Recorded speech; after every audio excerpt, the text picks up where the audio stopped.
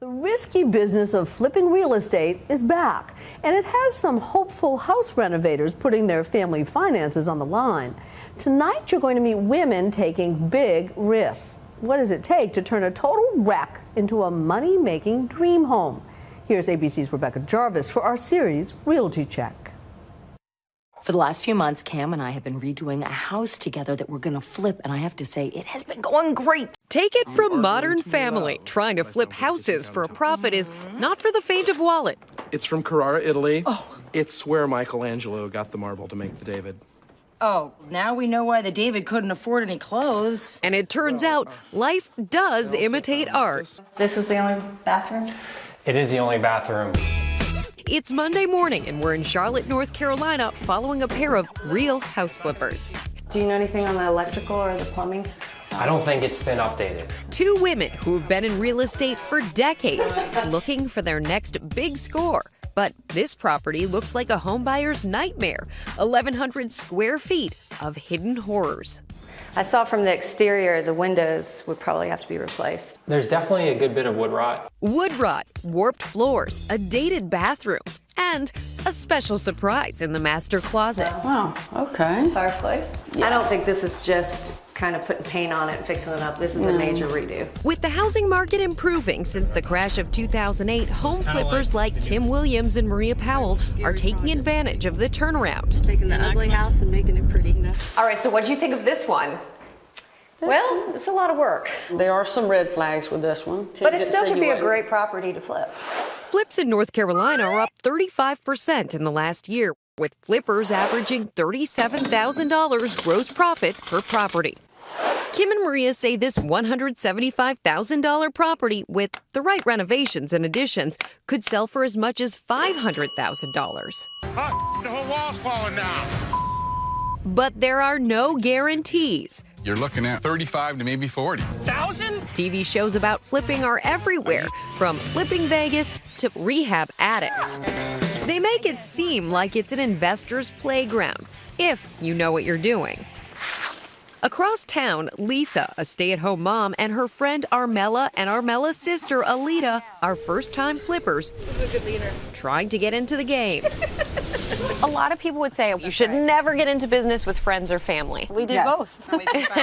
And they're hoping there's still money to be made. We definitely missed the heyday of really cheap housing, but then we were worried we would have trouble reselling it. After losing out on 6 other properties in bidding wars, they bought this modest 3-bedroom for $150,000. And what did it look like when you pulled up? It was awful. It was awful. It was a dump. The kitchen floor was sinking in. You walked in and you were kind of crooked. The yard was a jungle. The surveyor still can't figure out exactly where the property line is. Between renovations and real estate fees, they put $60,000 into the project, figuring things out as they went.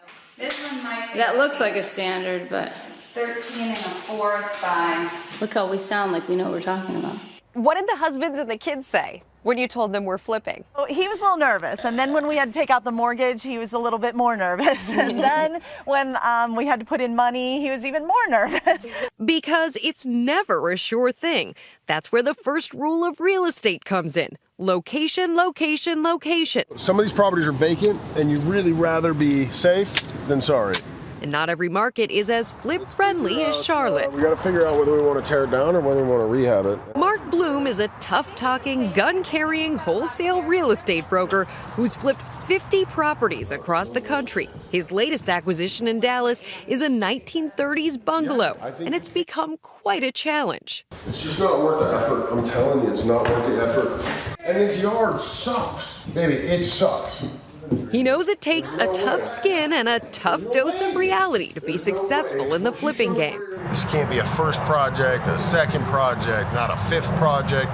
You've been doing this for 5 years, maybe then you could start to look at something like this. This isn't something someone should dive into. He helps first-time flippers enter the market around the country. I think the misconceptions is that it's very simple. I'm just gonna, no money down, and I'm gonna make $100,000 in 2 weeks.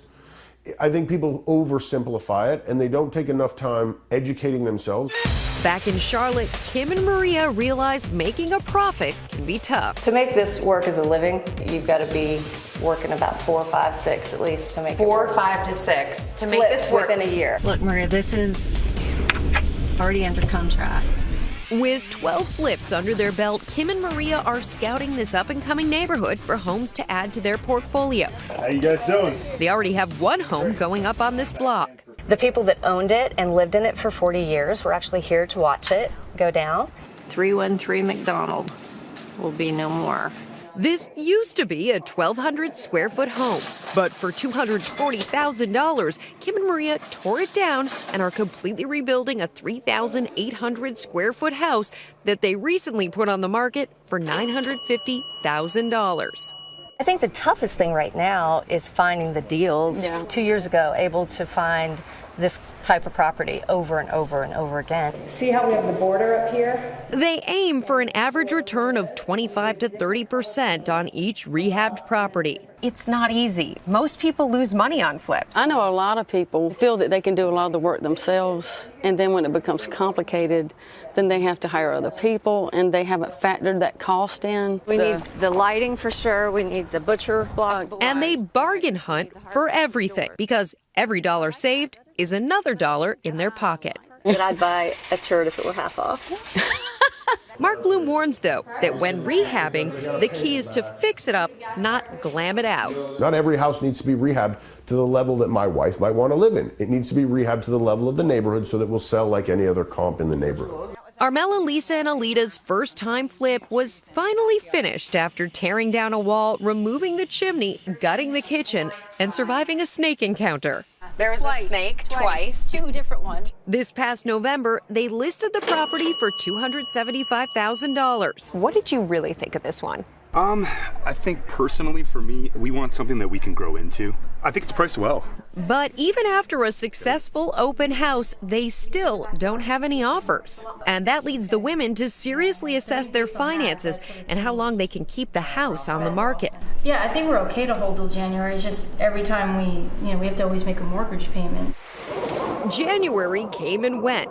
The house sat unsold. When we listed it, we had the same dream everybody else has of selling it within 30 days. It didn't quite happen that fast. Now, 4 months later, it's under contract for $233,000. Not quite the $275,000 sale they were expecting.